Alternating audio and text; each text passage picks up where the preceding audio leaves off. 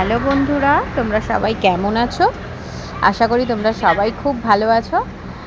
আর আজকে দেখো অফিস থেকে ফিরেছি, তো মেয়ের বায়না আইসক্রিম কেন আনোনি মাম্মা। তো আমারই ভুলটা হয়েছে, ও আইসক্রিম আনতে বলেছিল, আমিই ভুলে গেছি। কি করব বলো, কিছুতেই শুনছে না, বারবার কান্নাকাটি করছে যে আইসক্রিম চাই আইসক্রিম চাই। তো তাড়াহুড়ো করে দেখলাম আম আছে, আম নিয়ে আর আইসক্রিম বানাতে শুরু করলাম।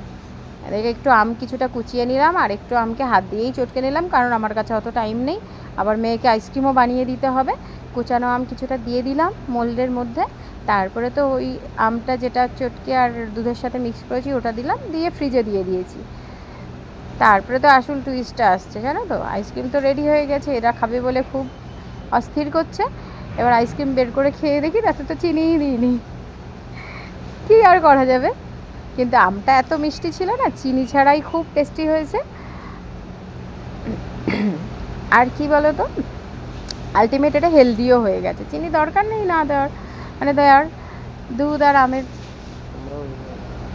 দুধ আর আম দিয়ে খুবই টেস্টি একটা আইসক্রিম হয়ে গেছে।